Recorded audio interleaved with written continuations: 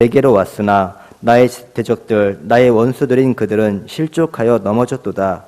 군대가 나를 대적하여 진칠지라도 내 마음이 두렵지 아니하며 전쟁이 일어나 나를 치려할지라도 나는 여전히 태연하리로다. 내가 여호와께 바라는 한 가지 일 그것을 구하리니 곧 내가 내 평생에 여호와의 집에 살면서 여호와의 아름다움을 바라보며 그의 성전에서 사모하는 그것이라. 여호와께서 환난 날에 나를 그 초막 속에 비밀히 지키시고 그의 장막 은밀한 곳에 나를 숨기시며 높은 바위 위에 두시리로다. 이제 내 머리가 나를 둘러싼 내 원수 위에 들리리니 내가 그의 장막에서 즐거운 제사를 드리겠고 노래하며 여호와를 찬송하리로다. 아멘. 다 같이 찬송가 183장 찬양하시겠습니다.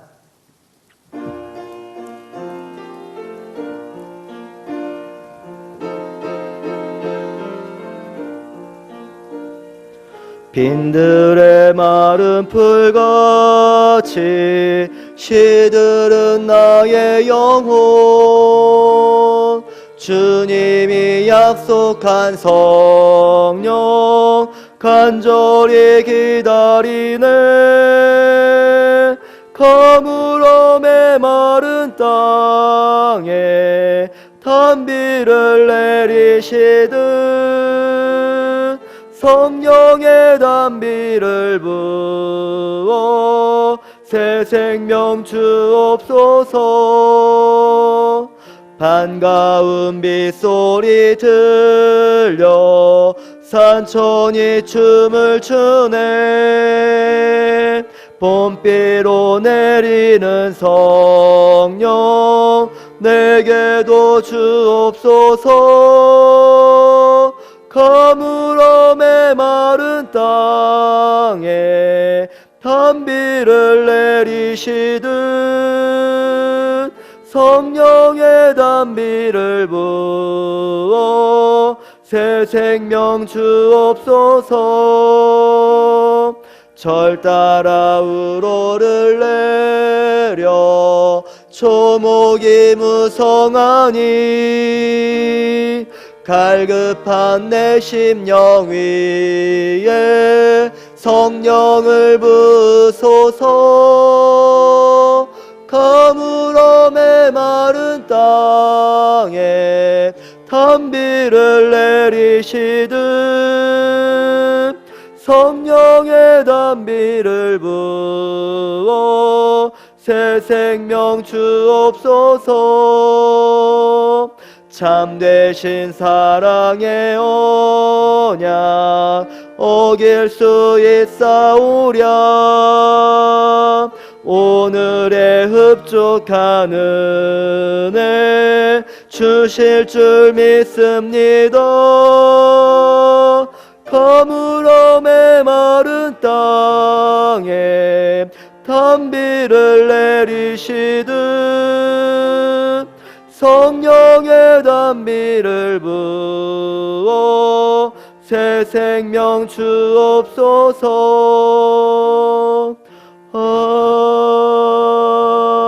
아멘. 다 같이 기도하시겠습니다. 사랑과 은혜와 풍성하신 하나님 아버지, 이 시간 수요 예배로 주 앞에 나와 예배할 수 있도록 은혜 주심을 진심으로 감사합니다.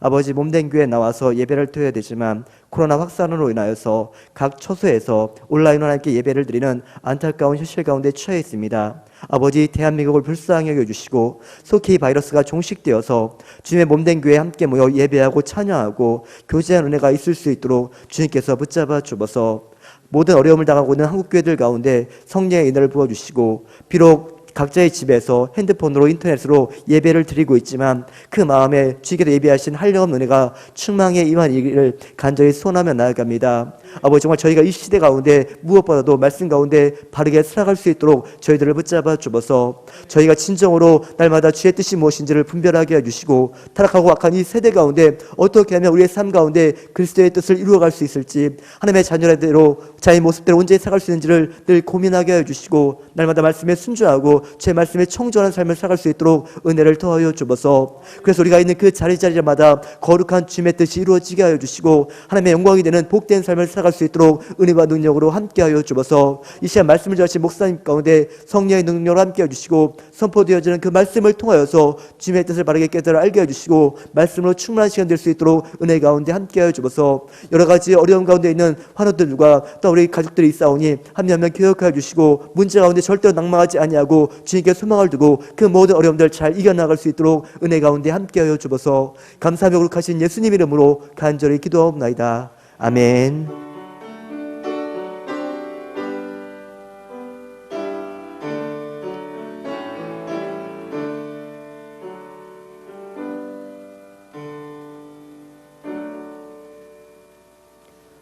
다 같이 하나님 말씀 보시겠습니다. 사도행전 2장 1절부터 4절 말씀입니다.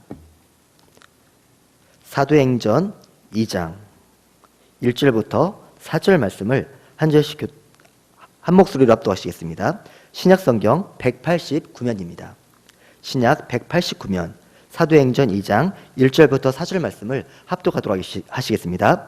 오순절 날이 이미 이름에 그들이 다 같이 한 곳에 모였더니 호련히 하늘로부터 급하고 강한 바람 같은 소리가 있어 그들이 앉은 온 집에 가득하며 마치 불의 혀처럼 갈라지는 것들이 그들에게 보여 각 사람 위에 하나씩 임하여 있더니 그들이 다 성령의 충만함을 받고 성령이 말하게 하심을 따라 다른 언어들로 말하기를 시작하니라. 아멘.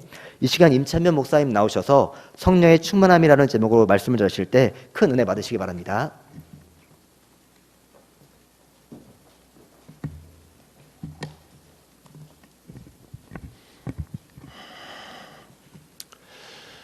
또 이렇게 저희가 영상으로 드리게 됐지만 말씀으로 다시 또 은혜 받는 시간 주심을 감사드립니다. 오늘도 우리 힘든 시간을 보내고 있지만 우리가 말씀으로 또 우리 성도들이 힘을 얻었으면 좋겠습니다. 제가 어렸을 때 저는 항상 저희 외할머니 손에서 많이 자랐습니다. 외할머니 손에 자라다 보니까 외할머니가 하시는 것들을 많이 보고 자랐습니다. 제가 대전에서 태어나서 5살 때까지 대전에 살다가 저희 부모님이 이제 서울로 상경하겠다 그래가지고 같이 온 가족이 4식구가 안양으로 이제 이사를 와서 안양에 거주를 하였습니다. 하지만 저희 부모님이 항상 일을 하시고 공부를 하시다 보니까 저를 이제 관리를 제대로 하지 못하게 되다 보니까 종종 대전에 가서 할머니와 함께 살 때가 많이 있습니다. 제가 어렸을 때부터 항상 지금과 달리 좀 몸이 많이 야였습니다. 먹는 것이 부실했기 때문이죠. 너무 부실해가지고 한때는 영양실조까지 걸릴 뻔할 정도가 있었습니다. 아마 제가 이런 얘기를 하면 우리 성도들이 웃을 수 있을 것입니다. 왜냐하면 제가 몸이 좀 푸짐한데 어떻게 목사님이 영양실조 걸릴 수 있느냐라고 하신 분도 계실 겁니다.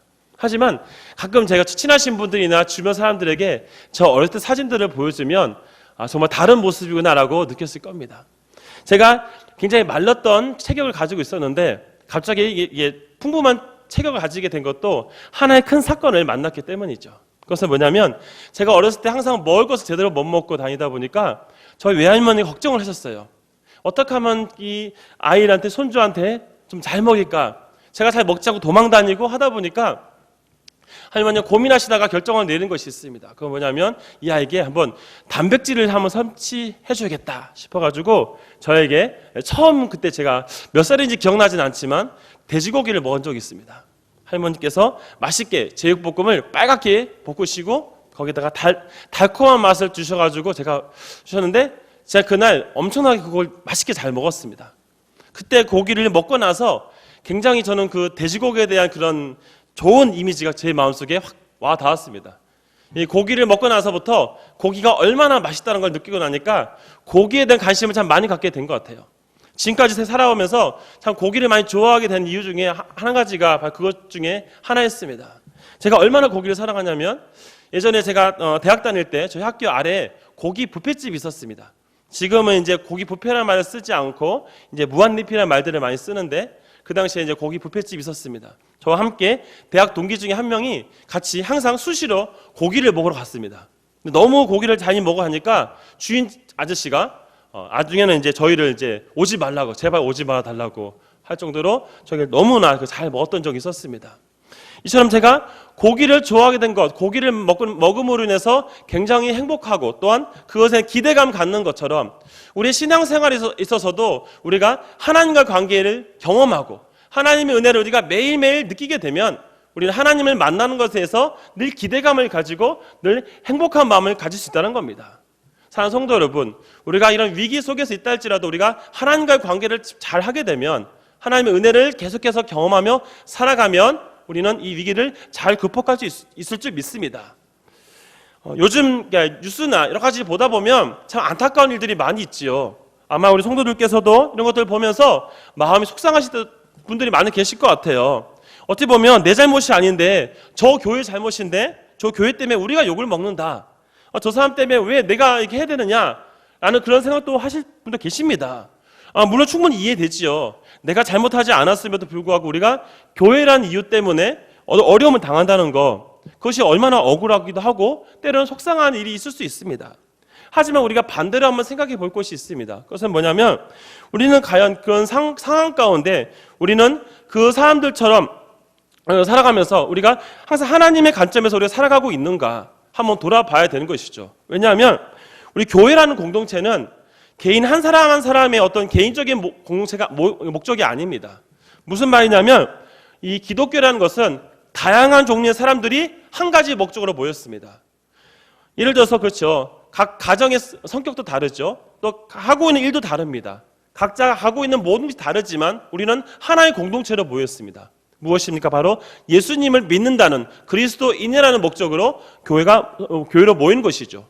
그렇기 때문에 우리 연대적인 관계를 맺을 수 있는 것이죠. 한 사람이 어떤 잘못을 하면 그 사람이 기독교적인 관점을 가지고 있다면 그것이 모든 교회에 공격을 당한다는 것은 어찌 보면 당연한 부분입니다. 그렇기 때문에 우리가 다시 한번 고민해야 될 것은 뭐냐면 다른 사람이 잘못했다. 우리가 물론 때로는 속상해서 비난도 할 수 있습니다. 사람이기 때문에 어느 정도 다른 말도 할 수 있죠. 그러나 더 중요한 건 우리가 그리스도인이라면 그런 상황 속에서 우리가 좀 더 우리 자신을 돌아보면서 우리는 저 사람과 무엇이 다른 것인가, 다시 말하면 나는 하나님 앞에서 어떠한 삶을 살아가고 있는가 한번 돌아봐야 합니다. 내 자신이 하나님 앞에서 바르게 세워져 있다면 상대방이 잘못했다 할지라도 결국 그것은 문제되지 않습니다. 여러분, 교회가 가장 위기를 받는 것은 무엇인지 아십니까? 그건 세상의 공격이 아닙니다. 가장 큰 문제는 바로 교회 안에 하나 되지 못하는 것이죠. 여러분, 마귀가 늘 노리는 것은 뭐냐면 교회가 하나 되게 하지 못하는 겁니다. 여러 가지 방법을 동원해서 때로는 이간질시키기도 하고 때로는 누구의 잘못을 등집어서 이러면서 교회가 뭔가 문제가 있는 것처럼 만들어서 사람들을 흩날리게 하는 것이 바로 마귀가 공격하는 것이죠. 그렇기 때문에 우리가 항상 잊지 말아야 될 것은 교회는 항상 하나됨, 예수 그리스도를 중심으로 하나 되어야 된다는 것을 결코 우리가 잊지 말아야 되는 것입니다. 여러분, 하나의 나라가 정상적으로 세워지고 통일되려면 국론이 하나 되어야 되죠. 국론이 하나 되지 아니하면 그 나라는 하나 될 수 없습니다. 이것은 역사를 통해서도 우리에게 분명하게 제시하고 있는 부분입니다. 여러분 다 알다시피 이 베트남이라는 나라가 공산화되는 과정을 보면 안타까운 모습이 있지요. 그것은 무엇이냐면 이 베트남이라는 나라가 원래는 남베트남이 원래는 굉장히 좋은 조건을 가지고 있었습니다. 누가 봐도 남베트남이 북베트남을 이길 수 있는 상황이었죠. 미국의 확실한 지원을 받았고요. 또 경제적으로 풍부한 조건을 가졌습니다. 근데 문제는 뭐냐면 이 북쪽에서 오는 이 스파이들 통해서 그들이 잘못된 것을 듣게 됩니다. 그러면서 뭔가 남쪽에서 반란들이 일어나면서 분란되는 것이죠. 하나의 공통의 목적을 가지고 끝까지 버텨야 되는데 문제는 각자 다른 생각들이 생기다 보니까 국론이 분열되었던 겁니다. 그것이 결국은 그 정부를 완화시키는 하나의 문제가 되었고 결국은 공산화되는 계기가 되었던 것을 보게 되는 겁니다. 이런 것 통해서 우리가 분명히 기억해야 될 것은 우리는 이런 상황을 통해서 교회가 하나 되는 일에 더욱더 열심을 내야 됩니다.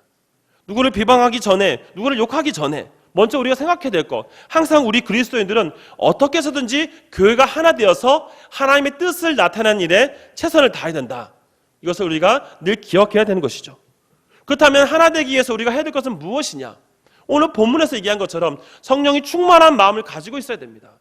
여러분, 우리가 인간적으로 노력한다, 인간적으로 뭘 한다는 것에 있어서는 한계가 있습니다. 왜냐하면 우리는 이 영적인 싸움에서 우리가 주체가 되지 못하기 때문이죠. 물론 우리가 어떤 일을 한다 할지라도 항상 우리는 하나님의 도우심을 가지고 해야 됩니다. 이 마귀와의 싸움에서 우리가 이길 수 있는 것은 우리의 힘으로 이기는 것이 아니라 하나님이 주신 능력, 힘을 의지할 때, 하나님 주신 힘을 의지할 때만이 우리가 이 싸움을 이길 수 있고 교회를 아름답게 세울 수 있는 겁니다. 그러므로 우리에게 하나 되게 위한 가장 중요한 목적인 성령 충만함, 이것을 통해서 한번 우리 말씀을 통해 초대교회가 어떻게 하나가 되었고 이것으로 교회를 세워나가며 어려운 시기를 잘 극복했는지를 한번 보면서 은혜를 나누고자 합니다. 오늘 우리가 살펴보는 사도행전 2장의 말씀은 우리 잘 알고 있는 성령 강림 사건이지요.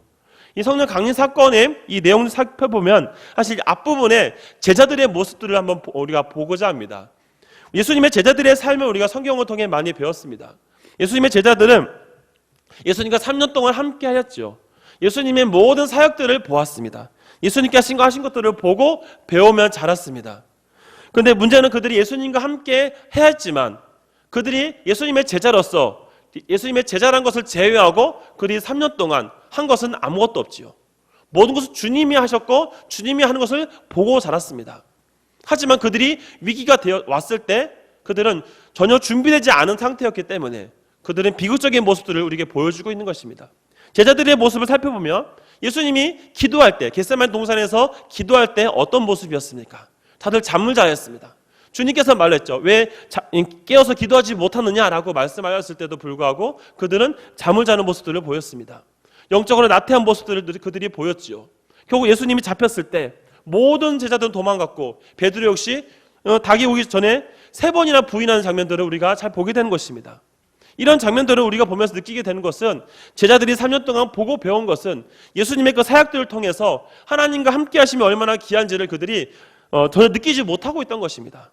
그저 주님이 하는 거 따라가면서 그냥 외형적인 것만 보고 따라다닌 것이죠. 한 가지 예가 이것입니다. 마태복음 20장 20절에서 28절에 보면 이 야고보와 요한의 어머니가 예수님께 청탁을 한 장면이 있습니다. 하나님 나라에 임할 때 어떻게 합니까? 양쪽에 아들들을 왼쪽에 오른쪽에 있게 달라라고 하자 그 얘기를 듣고 다른 제자들이 분해하는 장면들이 있지요. 결국 이 내용들의 목적은 무엇입니까? 예수님의 제자들은 여전히 예수님이 행하시는 그 사역에 대한 관점보다는 외형적으로 보여지는 것에만 관심이 있었습니다. 즉 세상적인 관점에만 관심이 있었던 그들이었기 때문에 예수님이 잡히시고 어려움 당할 때 도망다니고 그런 예수님이 모른다고 부인하거나 하는 그런 비극적인 모습들을 그들이 보였던 겁니다. 전혀 준비되지 않은 상태에서 그들이 예수님을 이제 보내야 하니까 그들에게 있어서 남아있는 것은 실패와 좌절밖에 없었던 것을 우리는 보게 됩니다. 또한 오늘 사도행전 1장에서 보면은 예수님이 이제 부활하시고 승천하시면서 그들에게 다시 한번 사명을 주시죠. 근데 이들 제자들의 모습들을 보시면 1절 10절에 보면 그들은 하늘을 자세히 보았다라는 표현이 기록되어져 있습니다. 하늘 자세히 보고 있다. 다시 말하면 이들에게 있어서 할 수 있는 것은 하늘을 바라보는 것밖에 없었던 것입니다. 예수님께서 이들에게 사명을 주셨고 할 일들을 주셨는데 문제는 뭐냐면 이들이 이것을 어떻게 해야 되는지에 대한 그 방안을 찾지 못했던 것입니다. 베드로가 요한복음 21장을 통해 주님을 통해 내 양을 먹이라 치라 먹이라는 사명을 다시 받았습니다. 이제 그는 하나님 일들을 해야 하는 일들을 이제 하야만 했죠. 근데 문제는 이제 사도행전 1장까지 내용을 봤을 때 1장 초반의 부분에서 보았을 때 이 제자들의 모습 속에서는 전혀 아무런 준비가 되어 있지 않았습니다. 이렇게 이해하시면 됩니다. 한 목회자가 이제 준비되지 않은 상태에서 목사 안수를 받았습니다. 전혀 준비되지 않은 상태에서 목사 안수를 받다 보니 어떻게 사역을 할지 모르는 그런 불안한 모습들이 그의 사역의 모습에서 드러나는 것입니다. 그러다 보면 그의 사역은 어떻게 되어 있습니까? 당연히 실패할 수밖에 없는 것이죠. 마찬가지입니다. 성도들에게 있어서도 늘 하나님 말씀 앞에 준비되지 않는다면 하나님이 주시는 그 은혜를 우리가 누리지 아니한다면 늘 우리는 인간적인 방법으로 평가를 할 수밖에 없는 것이 바로 우리의 모습입니다. 이렇기 때문에 제자들의 이 모습, 지금까지의 모습을 봤을 때는 이들에게는 사명은 받았지만 그래서 어떻게 해야 할지 모르는 것이 이들의 모습이죠. 이 사도행전 1장 10절을 제가 읽으면서 한 가지 재미있는 것을 발견했습니다. 그것은 바로 이 제자들이 하늘을 쳐다보는 이 장면이죠. 사도들이 하늘을 쳐다보는 이 장면을 봤을 때 이 장면은 이 성경을 보니까 이 장면은 이렇게 표현을 하고 있습니다. 장면에서 설명하는 것은 바로 두 가지 단어가 연결되어 있는데요. 하나는 긴장한다의 이 아테네스라는 단어가 들어가 있고요. 하나는 열중하다는 테이노라는 단어가 복합적으로 들어가 있습니다. 즉 이 말은 무엇이냐면 긴장하면서 열중하면서 그들이 하늘을 바라보고 있다는 겁니다. 누가가 이런 표현을 쓰고 있는데요.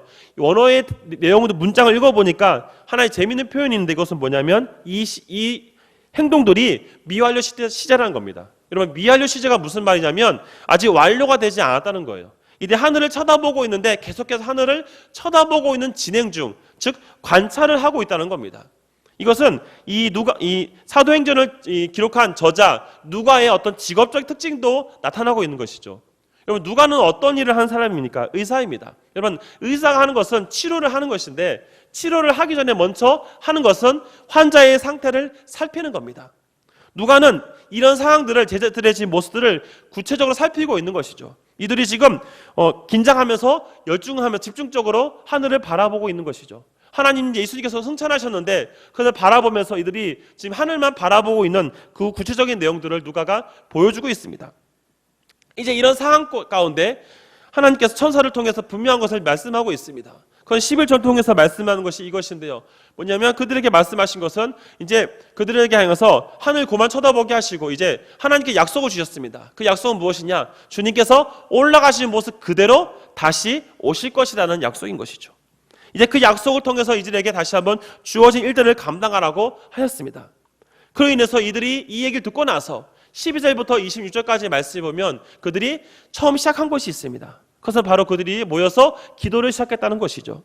1장 14절에 보면 기도에 힘썼다라는 단어가 등장합니다. 그만큼 예수님의 제자들의 모습이 과거는 많이 바뀌었다는 것을 볼 수 있습니다. 과거에는 예수님과 함께 할 때는 예수님을 의지하는 모습이 참 좋았지만 그들의 영적인 상태는 준비되지 않았습니다. 준비되지 않았기 때문에 그들은 충만한 상태를 있지 않았고 그들이 기도하는 일, 그 하나님의 일을 하기 위해서 여러 가지 준비하는 모습들이 없었습니다. 그러나 이제 주님께서 승천하시고 그들에게 위임하시고 나서부터 이들은 이제 급박해졌기 때문에 더욱더 그들이 할 수 있는 중요한 본질적인 얘기를 한 것이죠. 바로 하나님께 기도를 시작했다는 겁니다. 기도를 시작하면서 그들에게 변화가 일어나기 시작하는데 첫 번째 이 기도를 시작한 이후에 베드로가 이제 기도를 통해서 그가 한 가지 하는 일이 있었습니다. 그것은 바로 가룟 유다를 때문에 빈자리가 되었던 한 명의 그 자리를 예수님의 제자인 한 명의 자리를 다시 채우는 일을 하는 것이죠.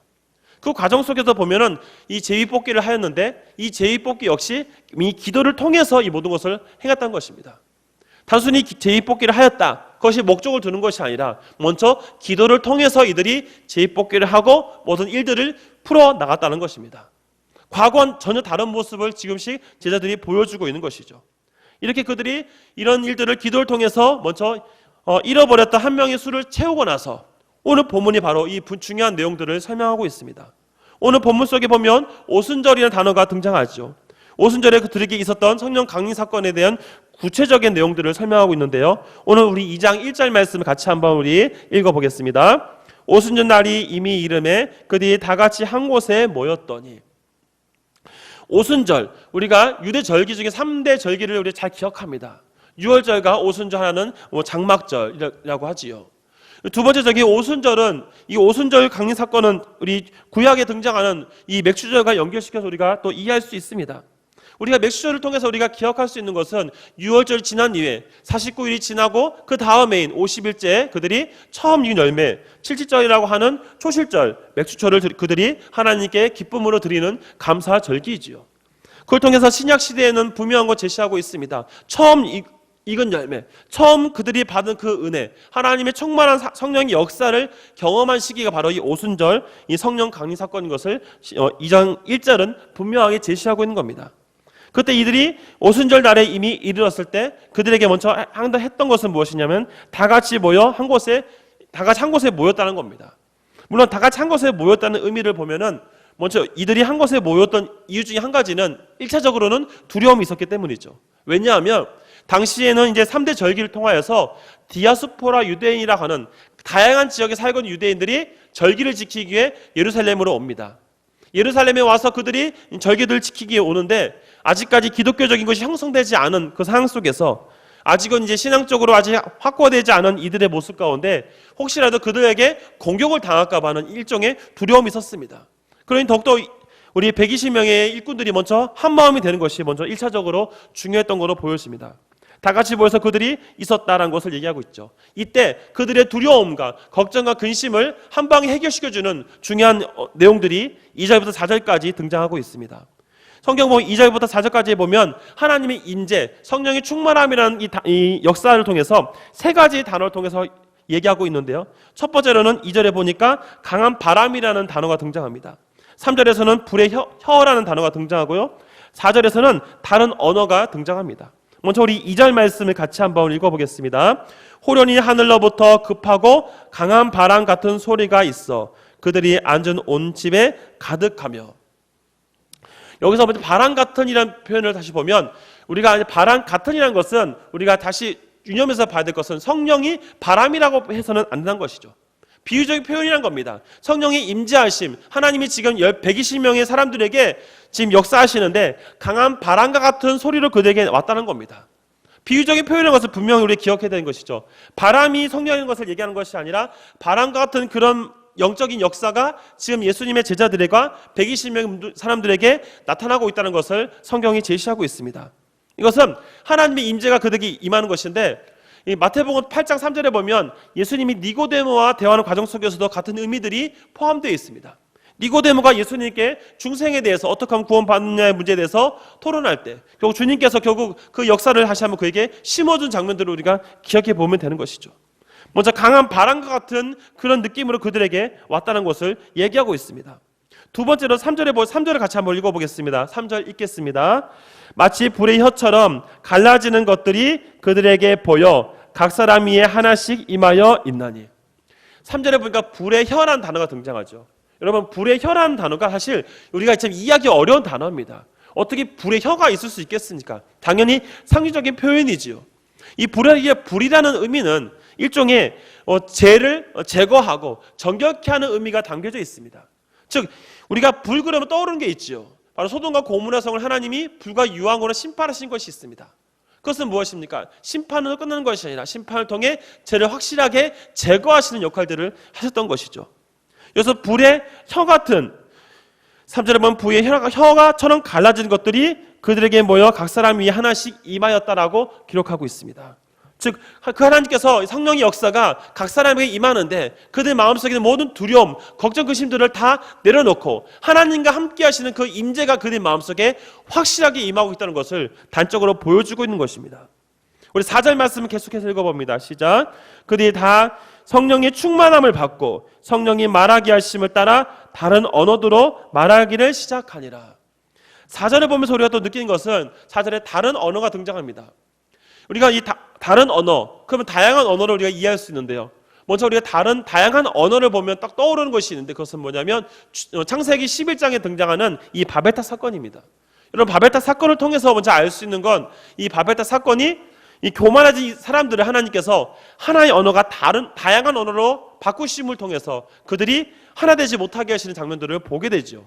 인간의 죄를 하나님은 결코 용납하지 않겠다는 하나의 의미로서 그들의 언어를 갈라지게 하신 것을 보여줍니다. 그런데 오늘 다른 언어들인데 여기서 가장 다양한 언어들이 지금 예수님의 제자들과 120명 사람들에게 등장하였지만 이들이 다양한 언어를 말한다 할지라도 여기서 중요한 것은 성령의 충만함으로 이들이 이루어졌다는 것입니다. 각자 다른 언어로 말하고 있지만 이들은 하나의 공통된 목적을 지금 모여지게 되었다는 것이죠. 언어는 달라진 것은 어쩔 수 없는 부분이지만 그걸 통해서 그들이 하나님이 나와 함께 하신다는 것을 각자의 언어로 표현하고 있다는 것입니다. 아마 우리 다양한 언어를 우리 보통 방언이라는 표현을 씁니다. 아마 성도들께서도 방언하신 분들이 계시겠죠. 방언의 특징이 무엇입니까? 방언을 통해서 깊은 하나님과의 대화를 하는 것입니다. 물론 방언은 은사이기 때문에 꼭 그것을 강요할 필요는 없지만 이 방언이라는 걸 통해서 우리가 알 수 있는 것, 성령의 임재, 하나님이 지금 나와 함께하고 있다는 것을 경험하는 삶에 대해서 분명하게 제시하고 있는 겁니다. 즉 이들은 1장 하반부에서 등장하는 기도로 시작해서 마띠아를 세우고 그리고 이제 그들이 오순절 성령 마가 다락방에서 그들이 기도를 하면서 그들이 성령의 역사를 체험함을 통해서 이들에게 다양한 변화들이 일어나기 시작했다는 것입니다. 우리가 읽진 않았지만 2장 5절부터 또 13절까지 말씀해 보면 이들이 다양한 언어로 이 방언을 하자 사람들의 반응이 있습니다. 사람들의 반응을 보면 이런 반응이 있죠. 7절에 보시면 갈릴리 사람들이 아니냐, 이 사람들은 갈릴리 사람들이 아니냐라는 그 말 듣습니다. 아니 이들은 갈릴리 사람이 어떻게 저런 언어를 말할 수 있지? 저들이 어떻게 내가 하는 말을 할 수 있지? 라고 하는 그런 놀라운 충격적인 모습들을 보게 되어집니다. 물론 어떤 사람들은 성경에 보니까 이 사람들이 술을 먹고 취했다라고 말하는 사람도 있습니다. 그러나 사람들이 이들의 이 말하는 모습들을 보면서, 이들이 기도하고 방언하는 모습들을 보면서 무언가 이들에게 달라진 것이 있다는 것을 사람들이 깨닫게 되는 것이죠. 처음에는 그냥 그렇게 생각했던 사람들이 이들의 마음속에 성령이 임하시고 이들이 성령이 주시는 그 역사를 경험하면서부터 이들의 삶이 하나씩 바뀌어져 가는 것을 볼 수 있습니다. 이후에 베드로가 오순절 설교를 통해서 예수 그리스도의 구속의 사건을 선포합니다. 복음을 증거하는 상황 가운데 사람들이 회심하는 일이 벌어졌고, 이제 하반부에는 많은 사람들이 초대교회를 형성함으로 해서 가난한 사람을 도와주고 사람들의 아픔을 나누는 사랑의 공동체로 변화하는 장면들을 우리가 이 장을 통해서 보게 되는 겁니다. 사랑하는 성도 여러분, 우리 이 장을 통해서 우리가 다 살피지 않았지만 오늘 이 4절까지 내용을 통해서 우리는 한 가지 중요한 것을 보게 됩니다. 초대교회가 위기와 어려움 속에서 그들이 어떻게 이 문제들을 해결해 나가고 어떻게 그들이 사역의 아름다운 열매들을 맺어가는지를 성경은 우리에게 말해주고 있는 것이죠. 그것은 바로 성령이 충만한 상태에서 그들이 모든 것을 해나갔다는 것입니다. 여러분, 성령이 충만한 사람은 마음의 두려움보다는 담대함이 생깁니다. 우리가 세상을 살아가면서 많은 어려움이 있죠. 근데 많은 어려움이 우리가 어렵다고만 한다면은 그것은 그냥 어려움을 끝날 수밖에 없습니다. 그러나 믿음의 사람들은 이 모든 상황 가운데 역사하시는 분이 하나님이시기 때문에 하나님을 의지한다라는 그 마음으로 방향을 바꾸게 되면 생각의 전환이 생길 수 있다는 것을 우리가 분명히 기억해야 되는 것입니다. 우리 살아가면서 우리 때로는 어려움을 당할 때가 있고 우리의 어떤 연약함도 볼 수가 있습니다. 예전에 제가 이제 이 운전을 하면서 있었던 일이 있었는데요. 전도사 시절 때 제가 이제 면허를 따고 이제 교회에서 이스타나라고 하는 15인승 차를 운전한 적이 있습니다. 새벽에 그 차량을 이제 운전하려고 이제 시동 켜고 이제 권사님들 모시러 갔습니다. 근데 이제 이 차가 20년 된 차이다 보니까 이 경사에서 조금만 뭐하면 뒤로 밀릴 수밖에 없는 그런 위험성이 있는 차였습니다. 항상 선임 목사님들이 저에게 하셨던 말씀이 약속을 잘하는 것입니다. 이 권사님과 약속을 하고 나서, 왜냐면 이 권사님을 모시면 바로 이 고바위로 올라가서 왼쪽 신호를 받고 바로 왼쪽으로 해서 가야 되기 때문에 시간 계산을 잘 하라는 것입니다. 중간에 멈추지 않고 잘 가게 되면 어려움이 없을 것이다라는 그런 얘기를 들었습니다. 그래서 권사님과 약속을 하고 이제 새벽에 그 권사님을 모시고 이제 약속된 장소로 이제 올라가고 있었습니다. 근데 그날따라 앞차가 천천히 가는 것입니다. 이 차가 빨리 가야지 나도 빨리 가서 이 신호를 벗어나는데 자칫 잘못하면은 이 경사에 제가 멈출 수밖에 없는 상황이었죠. 아니나 다를까 이 차가 천천히 가다가 자기는 신호 맞춰서 가버리고 제 앞에서 신호가 바뀌게 되었습니다. 제가 당황스러운 일이 생겼습니다. 이제 브레이크를 밟고 있었는데 다음 신호가 올 때까지 마음 졸이면서 머릿속에 온갖 생각들을 다 했습니다. 어떻게 이것을 해결해 나갈 것인가. 지금은 이제 운전을 많이 하다 보니까 익숙해져 노하우가 생겼는데 그 당시엔 처음 이제 이 15인승을 운전하다 보니까 이 긴장감이 더욱더 제 마음을 더 두렵게 만들었습니다. 역시나 다를까 신호가 바뀌어서 서서히 브레이크를 뗐는데 살짝 뗐을 뿐인데 갑자기 뒤로 밀리는 것입니다. 놀라운 마음에 브레이크를 밟았습니다. 문제는 뭐냐면 뒤에 있던 권사님들이 거의 기절할 정도로 놀랬던 것이죠. 결국 제가 순간 빨리 생각했던 것은 방법을 바꿔야겠다 싶어가지고 사이드를 채우고 이제 밤 클러치를 하면서 서서히 풀면서 이제 거기를 위기를 모면해 나갔습니다. 근데 문제는 그 일이 있고 나서 권사님들이 그 충격에서 못 벗어나는 거 보면서 제 마음이 너무 아팠습니다. 그래서 제가 그 권사님 찾아가서 사죄를 하고 다시는 그런 일 없게 하겠다고 한 적이 있었습니다. 그러면 이런 두려움과 어려움 속에 있을 때 사실 우리가 익숙하고 잘 준비되어 있으면 당황하지 않습니다. 그래 그럼 사이드 채우고 클러치 밟고 가면 되지 이러면 되는데 뭔가 경험이 없고 준비되지 않으니까 더 두려움이 생기는 거죠. 근데 문제는 제가 두렵다 보면 함께하는 사람들이 같이 두려워진다는 겁니다. 교육자가 사역을 하면서 담대하지 못하고 제대로 하지 못하게 되면 함께하는 성도들이 불안에 떨 수밖에 없는 것이죠. 예수님의 제자들이 성령의 충만함으로 그들이 무장하지 않은 상태에서는 늘 불안함과 두려움밖에 없습니다. 베드로가 성충만한 상태로 있었더라면, 처음부터 그렇게 있었으면 예수님이 십자가에 잡혔을 때 그냥 담대하게 선포했을 겁니다. 그래, 나 예수님과 함께했던 그 제자다라고 말할 수 있었겠지요. 그러나 준비되지 않은 그의 모습에서는 두려움이 왔었기 때문에 그가 예수님과 식탁 교제를 할 때만 해도 나는 주님을 버리지 않겠다라고 그 선포했던 그 담대함이 순간적으로 사라지는 것입니다. 준비되지 않은 사역자에게는 결코 좋은 열매를 맺을 수 없다는 것이죠. 성령의 충만함으로 무장하지 아니한 사람에게는 아무런 기대할 것이 없다는 것을 우리에게 얘기해 주고 있는 겁니다. 반면에 아무것도 아닌 사람이 성령의 충만함으로 하나님의 임재를 기대하며 하나님의 인도하심에 따라 준비하며 나아갈 때는 그에게 놀라운 역사가 일어나는 것이죠. 여러분, 베드로가 말도 제대로 못하는 사람이 3,000명, 5,000명을 회개시키는 역사를 일으켰습니다. 그것이 그 사람의 개인적인 기술이겠습니까? 물론 그도 노력은 했겠지요. 그러나 그가 말의 표현력을 보면 사실 그는 서툰 표현밖에 안 됩니다. 이 말을 제대로 쓸 줄도 모르는 사람이 어떻게 설교를 제대로 할 수 있겠습니까? 그러나 그의 마음속에 성령의 충만함이 가득했고 그가 주님과의 그 깊은 교제가 있었기 때문에 그 역사를 통해서 그가 담대하게 선포할 수 있는 것이죠. 그가 만난 예수님을 다시 한번 그가 확실하게 믿고 그것을 증거했기 때문에 성령이 그 마음속에 임하셨고 그 사람들 가운데 그 마음을 움직일 수 있었던 것입니다.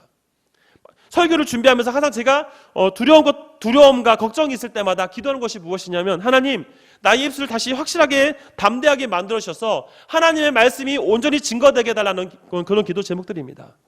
하나님 말씀이 증거되어지면 하나님께 하신 것을 우리가 믿고 나아가게 되면 우리는 그 위기들을 잘 극복할 수 있는 것이죠. 하지만 이 문제는 이 충만한 상태가 계속 지속돼야 되는데 지속되지 못하고 순간순간마다 멈춰질 때 또다시 우리에게 위기가 찾아온다는 겁니다. 항상 우리의 기본 해결책은 하나님께 의지하고 하나님 말씀대로 산다고 몸부림칠 때만이 그때만이 우리에게 진정한 위로와 확신을 얻을 수 있다는 겁니다. 제가 예전에 운전에 대한 참 많이 있었는데요. 제가 목사 안수 맡고 어느 교회 갔을 때 그 교회가 이제 어린이집을 운영했습니다. 어린이집을 운영하다 보니까 일손이 부족해서 교육자들이 운전을 해야 되는 상황이 왔습니다. 운전을 해야 되는데 마침 어린이 차가 35인승 이 차였습니다. 그러니까 대형면을 가진 사람만이 할 수 있는 거죠. 당시에 저는 이제 대형면은 없었었는데 여기 교회에서 이제 협의 끝에 부목사에게도 이제 운전을 시켜야 되니까 저에게도 대형면을 딸 수 있는 기회를 주셨습니다. 처음으로 제가 이제 버스를 면허를 시험 보러 이제 교육 받으러 면허 시험장에 갔었는데요. 그 강사가 저에게 그런 얘기를 하더라고요. 이 대형면은 버스는 생각보다 길다. 그러니까 눈으로 보는 것보다 막상 올라가면은 더 기니까 공식대로만 해라. 딴 생각하지 말고 공식대로만 해라라고 저에게 얘기합니다. 근데 이게 참 여러분 웃긴 게 뭐냐면 이게 머리로는 알고 있습니다. 공식을 잘 외워가지고 이렇게 하겠다라고 합니다. 근데 몸이 이게 받쳐주지 않으니까 한 번 이 미스가 나잖아요. 그러면 어떻게 할지 모릅니다.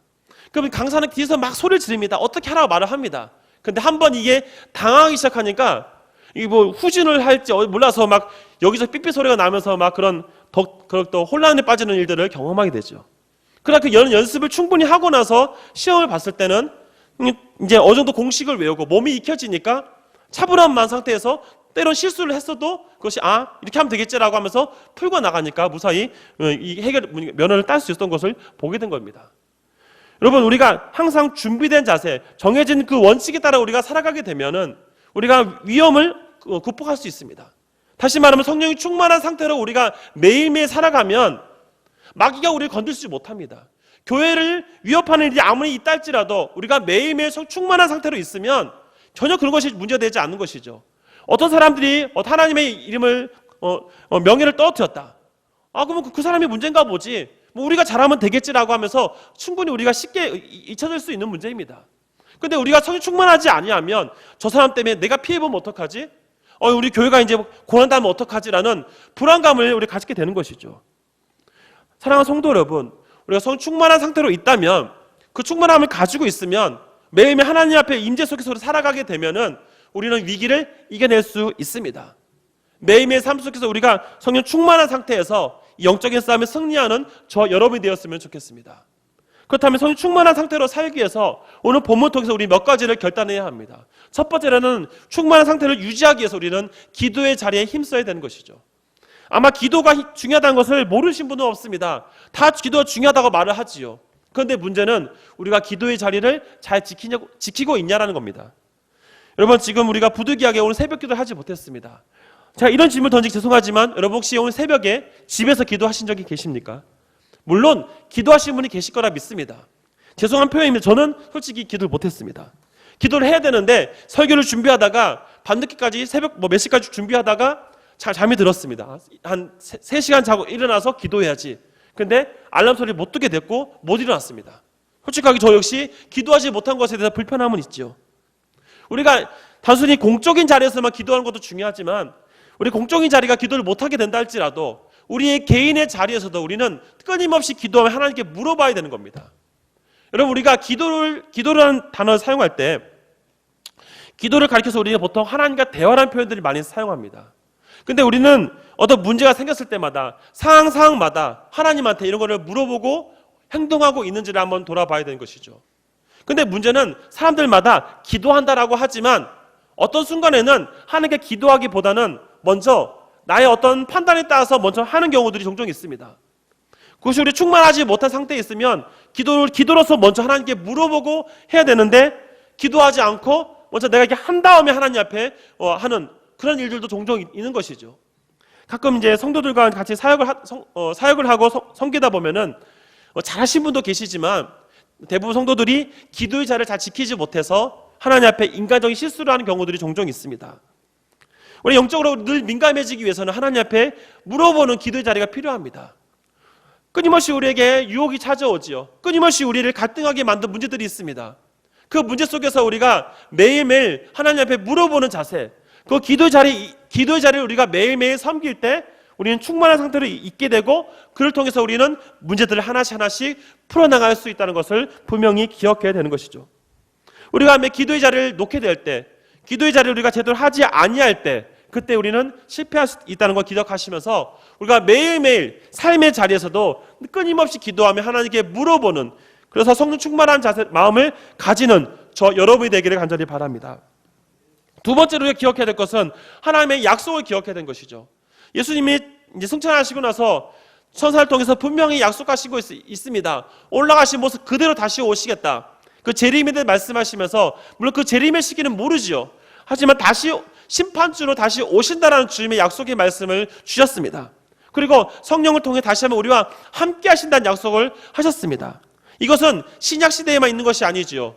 구약 시대에도 동일하게 있었습니다. 하나님이 아브라함을 선택할 때도 아브라함에게 뭐라고 말씀하셨습니까? 하늘에 해와 수많은 별과 같은 자손을 주겠다. 네가 복의 근원이 되게 하겠고 너를 축복한 자를 축복하고 너를 저주한 자를 저주하겠다라고 하나님이 아브라함에게 약속하셨습니다. 그 실제로 역사가 이루어졌지요. 예수님의 그 아브라함의 후손들에게 모세를 통해서 하나님이 애굽에 나오게 하셨고 10가지 재앙들을 통해서 이스라엘 백성들을 보호하셨고 또 나중에 가나안 땅에 들어가는 모든 과정들이 하나님이 약속을 실현시켰습니다. 하나님의 약속을 믿고 가는 사람만이 하나님의 은혜를 경험한 것을 우리가 성경을 통해 보는 것입니다. 마찬가지입니다. 우리 하나님의 약속을 기억해야 되는 것이죠. 하나님은 교회를 지켜주신다는 약속을 기억해야 되는 것입니다.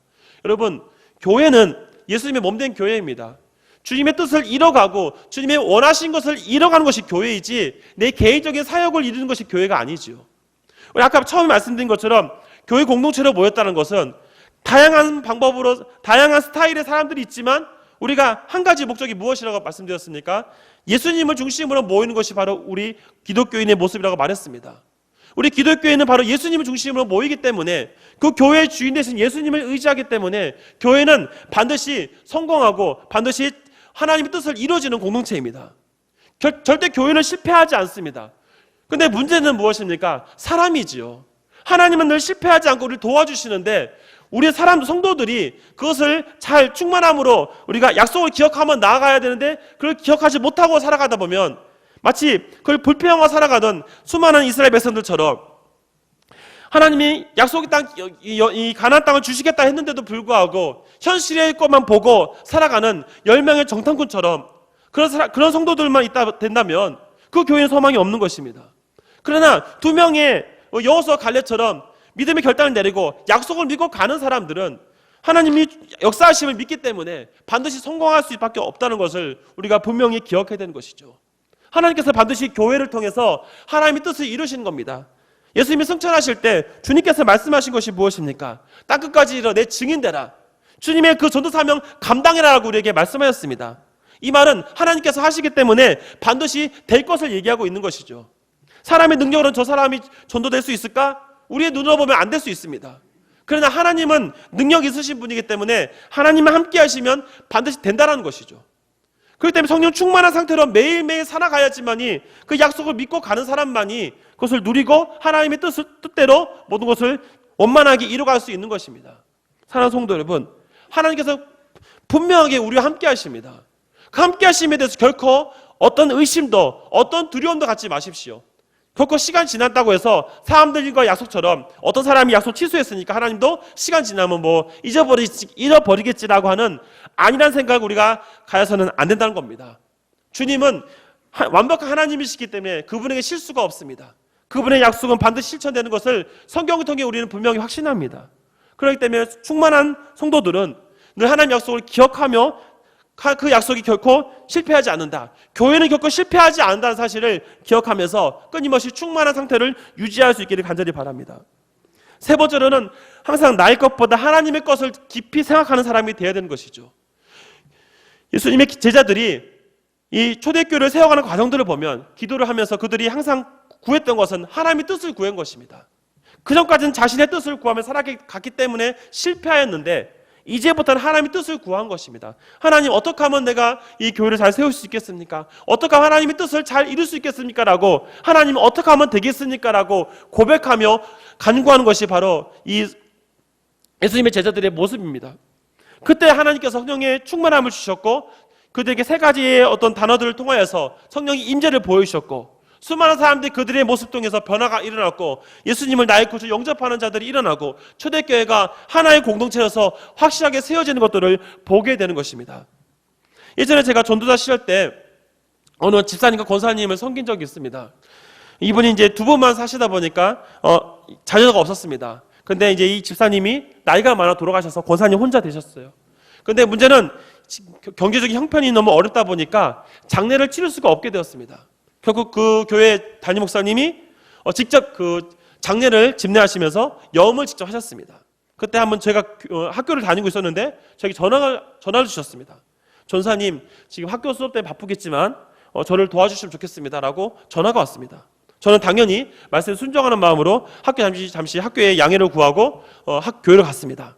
장례 가시 그 목사님을 도와 제가 참 잊지 못하는 장례를 치렀습니다. 그 목사님 직접 염을 하셨을 때 옆에서 그분을 도와드렸는데 염을 해보신 분이 계신지 모르겠습니다. 저도 직접 한 건 아니지만 그 목사님을 도와드렸지만 이 시체가 좀 시간이 지나다 보니까 이미 굳어가지고 단단해졌습니다. 그걸 감싸야 되고 그 안에 오물을 제거하는데 그 온갖 그런 냄새와 그런 것들을 참고 견뎌야 되는 것이죠. 저는 이제 그 당시 좀 물론 어렸을 때 저희 외할아버지께서 직접 염을 하셨기 때문에 그걸 보고 자랐습니다. 근데 제가 직접 전도사가 돼서 도와주는 역할을 하다 보니까 사실은 비유적으로 힘든 부분도 있었습니다. 참으려고 노력을 했었지만 솔직히 이 얼굴에 다 드러나기 때문에 아마 좀 죄송한 부분도 있었습니다. 하지만 최선을 다해 그 염을 같이 도와드렸고 장례를 잘 마쳤습니다. 그 권사님이 나중에 그 담임 목사님과 저를 이제 모시고 참 감사하다고, 참 아무도 이렇게 돌아보지 않는 우리를 해줬다고 감사하다고, 그분이 돌아가실 때까지 그 교회를 끝까지 충성해 주셨고 누가 뭐라 하면 항상 그 목사님 편에 서가지고 절대 그러지 않다 하면서 교회를 지키는 데 애쓰셨던 것들을 참 보게 되었습니다. 그 목사님이 저에게 하셨던 말씀이 있습니다. 우리가 항상 우리 목회자가 해야 될 것이 무엇이냐, 항상 하나님의 뜻을 위해서 살아가야 된다. 성도가 힘들면 그것을 우리 같이 몸을 던져서 같이 해줘야 되는 것이 이 목사가 해야 될 일이다라고 저에게 말한 적이 있었습니다. 학교에서 공부하는 것도 중요하지만 학교에서 A뿔을 못 빠져도 사역 가운데 한 영혼을 살리는 일을 잘한다면 그것이 하나님이 더 기뻐하는 것이다라고 저에게 말씀한 적이 있었습니다. 그렇게 그런 삶을 통하여서 한 영혼을 살리는 일을 함을 통해 하나님을 기쁘게 여기는 것, 참 그걸 통해서 참 그 성도를 통해서 교회가 건강하게 세워진 것들을 경험하면서 참 우리가 하나님의 뜻을 생각하고 고민하는 것이 너무나 중요하다는 것을 발견하게 됩니다. 성령이 충만한 상태로 있으면 육신의 어떤 더러움, 어떤 그 시체를 닦고 그것을 하는 데서 인간적으로 힘들고 불편하지만 그래도 그 안에서 주신 하나님의 은혜가 있으면 그것도 아름답게 보이는 것이 바로 진정한 충만한 상태에 있는 사람이고 하나님께 관점을 두는 사람입니다. 사랑하는 성도 여러분, 오늘 말씀을 마무리하면서 우리가 다시 한번 삶을 돌아봐야 합니다. 우리는 성령 충만한 상태로 하나의 공동체를 지키기 위해서 어떠한 모습으로 하루하루 살아가십니까? 지금 여러 가지 어려움 속에 있어서 우리가 우리 충만한 상태를 놓치고 있지 않은가 한번 돌아봐야 합니다. 비록 우리가 공적인 예배를 온라인 예배로 잠시 한다고 할지라도 우리가 다시 한번 충만함을 지키기 위해서, 교회를 지키기 위해서 우리가 기도의 자리를 힘써야 됩니다.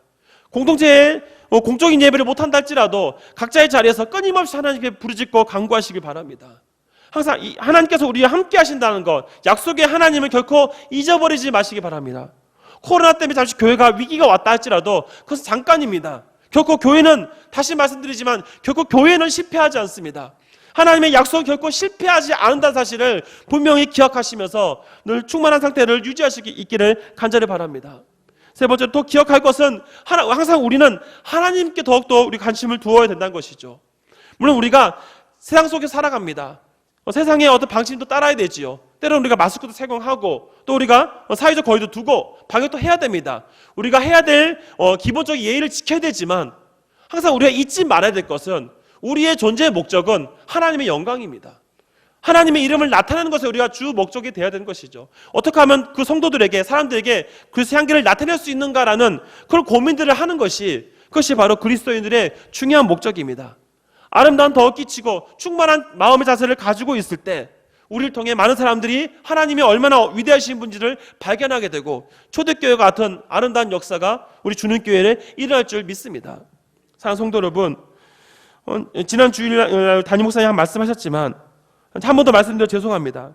저도 개인적으로 신학교 다닐 때 존경했던 목사님 중에 한 분이 바로 이 본해포 목사님이십니다. 이분이 하셨던 이 유명한 명언이 있는데요. 이분이 이런 말씀하셨습니다. 기독교는 종교가 아니다. 여러분, 기독교가 종교가 아니다 하니까 좀 오해를 하실 수 있습니다. 이분이 뒤에 이런 말을 하셨습니다. 기독교는 종교는 아니지만 기독교는 하나님과의 만남이다라고 표현하고 있습니다. 이 말이 무슨 말이냐면 사람이 만들어내는 그 잡신이 아니라 살아계신 하나님께서 사람에게 만남을 요청하여 생겨진 것이 바로 기독교라고 말씀하고 있는 것이죠. 세상의 많은 종교는 사람이 신을 만들어내는 것입니다. 그러나 기독교는 하나님께서 사람에게 찾아오셔서 하나님이 사람에게 만남을 요청해서 생겨진 것이기 때문에 하나님에서 생겨진 참 신이라는 것을 번해포 목사님이 고백한 것이죠. 그가 미국에서 공부할 때 이런 일이 있었습니다. 미국에서 공부하면서 제2차 세계대전이 터졌을 때 그때 많은 미국에 있는 동료들과 교수님이 그분을 만류했습니다. 절대 독일로 가지 마라. 본국으로 돌아가지 마라. 여기서 우리 함께 있자라고 그걸 만류했습니다. 그러나 이 본해포 목사님 마음속에 어떤 마음이 있었냐면 민족을 향한 마음이 있었습니다. 뻔히 죽을 걸 알면서도, 가면은 분명히 어떤 일을 당할 거를 알면서도 그의 마음속에 하나님 주시는 마음이 있었습니다. 민족을 포기할 수 없는 그 마음이 있었기 때문에 그는 결코 그 자리를, 그 편안한 자리를 포기하고 독일로 돌아왔습니다. 돌아서 목사의 신분이지만 히틀러를 암살하려 하는 그 조직에 가담하는 그런 일들을 행하였죠. 결국 1945년 4월 9일 형장 예수로 사라지는 그때 그는 마지막 말을 했습니다. 이것은 나의 마지막이다. 그러나 이것이 나의 새로운 삶의 시작이다라고 그가 고백하였습니다. 여러분, 이것이 무엇입니까? 그리스도인들은 세상적으로 보면은 어찌 보면 비참한 인생을 끝날 수밖에 없다라고 보여집니다. 하지만 하나님 앞에 바로 세워졌기 때문에 늘 성령 충만한 삶을 살아가고 있기 때문에 그런 영원한 세상, 영원한 하나님의 나라를 꿈꾸며 살고 있었기 때문에 이 세상에서의 어떤 고난과 어려움은 아무것도 아니었던 것이죠. 히틀러가 어떤 공갈 협박을 했다 할지라도 그는 살아계신 하나님을 찬양했고 하나님의 선하신 능력을 찬양하는 삶이 그의 삶이었다는 것을 우리에게 보여주고 있습니다. 그런 이 말씀을 통해서 그 찬양 가사 가운데 선한 능력으로라는 이 제목을 통하여 우리에게 알려주는 것이 있습니다. 우리 성도들에게 분명한 것을 제시하고 있는 것이죠. 사랑하는 성도 여러분, 우리가 세상을 살아가면서 결코 놓치지 말아야 될 것이 있습니다.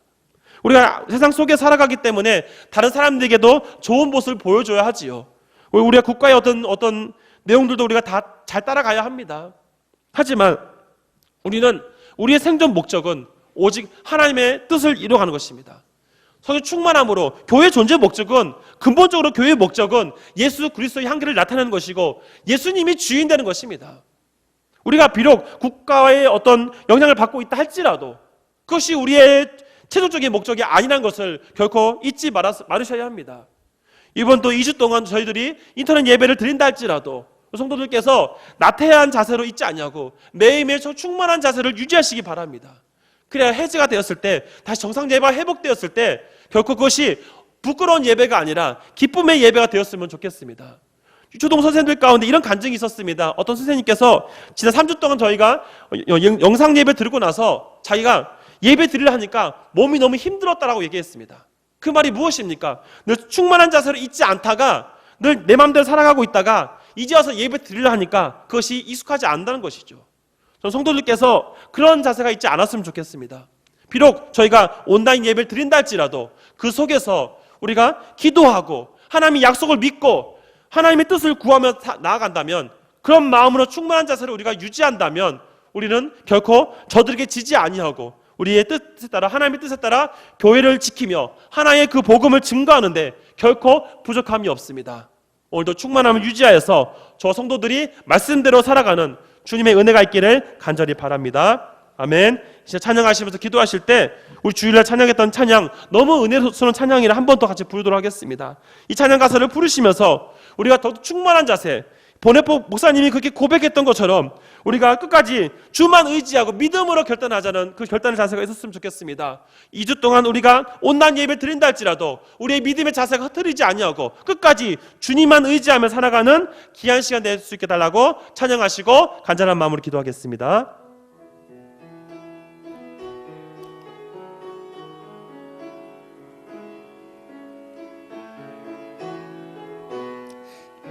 이 찬양 드립니다.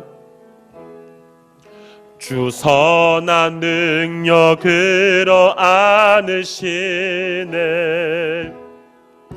그 크신 팔로 날 붙드시네. 절망 속에도 흔들리지 않고 사랑하는 주 얼굴 구하리. 선한 능력으로 일어서리. 주만을 지하리. 믿음으로 우리 고대 안에 주 오실 그날, 영광의 새날을 맞이. 이전에 괴로움에 싸고 이전에 괴로운 날 내워 싸고 고난의 길을 걷는다 해도 주님께 모두 맡긴 우리 영혼, 끝내 승리의 날을 선한 능력으로 일어서리. 주만을 지하리.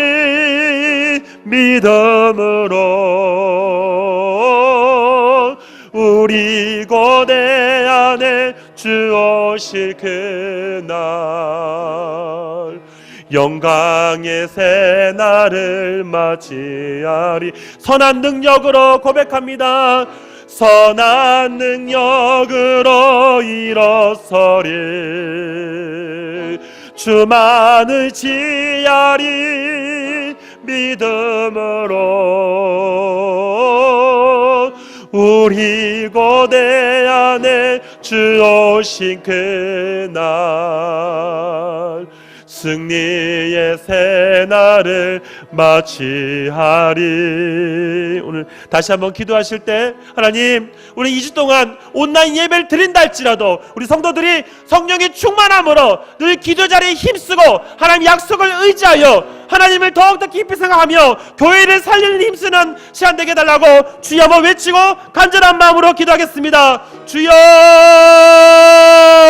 사랑에 많으신 하나님 아버지, 비록 저희들이 어려움이 있다 할지라도 우리 하나님을 의지합니다. 하나님 말씀은 실패하지 않습니다. 하나님 성경을 통해 예수님의 제자들이 기도로 시작하였고 그들의 약속을 의지하며 나아갔습니다. 항상 하나님을 더욱더 생각하며 살았습니다. 그렇기 때문에 그들은 하나님의 뜻에 따라서 모든 일들을 잘 풀어나갔습니다. 많은 사람들에게 복음을 증거하였고, 그리고 초대교회를 아름답게 세워나가며 하나님의 믿음의 공동체를 세워나갔습니다. 하나님 아버지, 지금 한국교회 안에 어려움이 있고 위기가 있지만 그것은 아무것도 아닙니다. 성령의 충만함으로 기도 자리에 힘쓰고 하나님의 약속을 믿고 하나님을 더욱더 의지하며 나아가면 반드시 해결될 줄 믿습니다. 하나님이 세우신 교회는 반드시 승리합니다. 하나님이 세우신 하나님의 계획은 반드시 완성이 됩니다. 결코 악한 마귀의 계획들은 실패할 뿐 아니라 저들은 결코 하나님을 이길 수 없습니다. 하나님의 말씀은 반드시 생명력이 있기 때문에, 승리하기 때문에 우리가 늘 성령 충만함으로 이 어려운 시기를 말씀으로 이겨나가게 하여 주시옵소서. 매일매일 성령 충만한 삶을 결코 놓치지 않게 도와주셔서 오늘 하루 살아가면서 결코 우리의 삶이 하나님 보시기에 부끄럽지 않은 삶을 살아갈 수 있도록 매일매일 우리 삶을 돌아보게 하시고 약속을 믿고 끝까지 의지하며 항상 나보다 다른 사람 예수님의 마음을 가지고 교회를 세울 일에 하나님의 영광을 나타내는 일에 힘쓰며 나아가는 성도의 삶이 될 수 있도록 주께서 역사하여 주시옵소서. 보네보 목사님의 고백처럼 우리 기독교는 하나님의 만남의 종교입니다. 하나님의 영광을 나타내는 것이고 하나님이 찾아오셨기 때문에 하나님의 계획 속에 이루어진 것이 바로 우리 기독교의원이, 우리 교회의원이 주님의 뜻에 따라 이 모든 공동체가 세워지며 늘 성령 충만함으로 충만한 그 상태로서 우리 주님교회가 아름다운 공동체처럼 바르게 세워나갈 수 있도록 하나님 역사해 주시고 이를 통해 한국교회가 하나 되게 하셔서 성령 충만함으로 이 역정싸움을 이겨 하나님 말씀으로 주어진 사명들을 감당하며 땅까지 복음의 증거 일에 최선을 다할 수 있도록 주께서 역사하여 주시옵소서.